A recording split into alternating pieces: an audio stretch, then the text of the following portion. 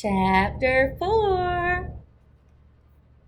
Now in chapter 3, if you remember, they were in the classroom. So that's our setting in this chapter. They're in the classroom and all of the friends were sitting together and May back there, and they started their assignment that the teacher put up on the board. He wanted them to choose any word from the list of words on his board and to draw a picture of it in their journal. Probably like vocabulary words. And Junie started whispering to Herb, but we don't know why. Okay. Or, well, we know that she wants to know what word, and she doesn't understand. So let's find out.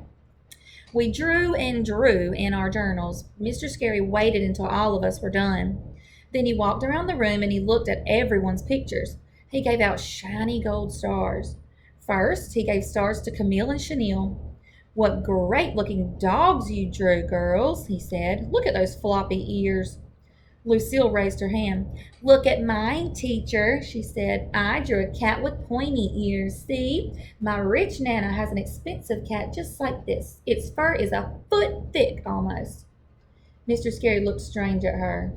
"Really, Lucille? A whole foot of fur?" he said. "My, my." He gave her a gold star and moved on. He went to a boy named Roger. Roger was in the same class as me last year. "Excellent job, Roger," Mr. Scary said. "You drew a man wearing a coat.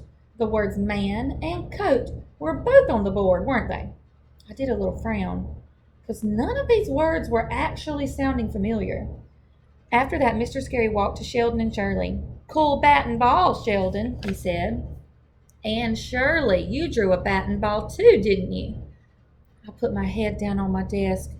Something was very wrong here. Finally, Mr. Scary got to May. "Oh, May," he said, "what a special clock you drew. The big hand has 5 fingers. That's very unusual." "Yes," said May, "I created it myself. Plus, clock was the hardest word up there, wasn't it, Mr. Scary? I'm the only one who even knew the word clock, I bet."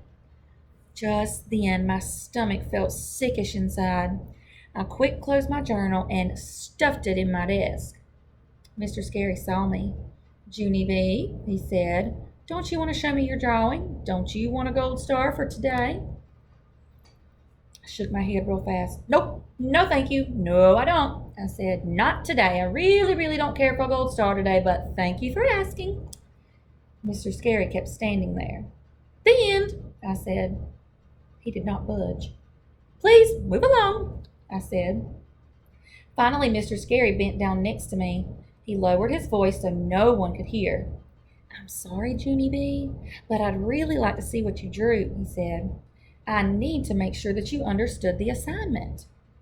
Then, before I knew it, he took my journal out of my desk and he gave it to me to hold. There's Mr. Scary, her teacher, her first grade teacher, and there she is with her journal. I wonder what's going on. After that, he walked me into the hall and he let me show him my drawing in private. And guess what? He liked it, I think.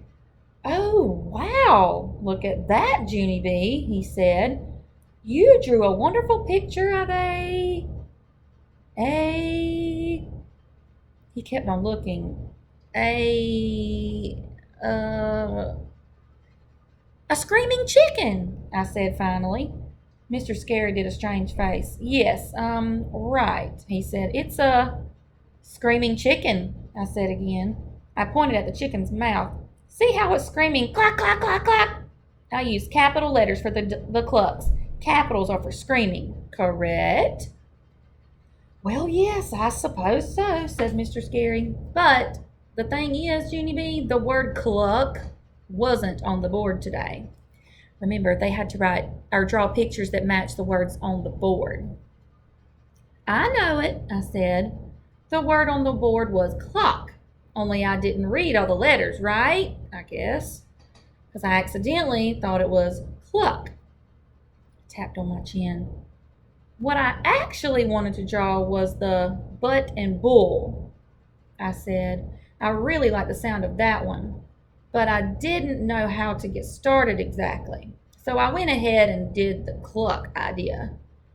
Mr. Scary looked confused at me. "The butt and bull?" he asked. I smiled, kind of embarrassed. Yeah, well, I read those words wrong too, I guess, I said. They turned out to be bat and ball. Mr. Scary frowned. He said. What about the other words on the board, Junie B? Do you remember how you read some of the other ones? How about dog and cat?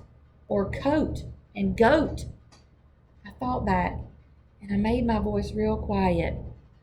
Dug and cot and coot and ute, I said. Mr. Scary nodded his head. Then he patted my hand very nice, and he gave me back my journal, and we walked back to room 1.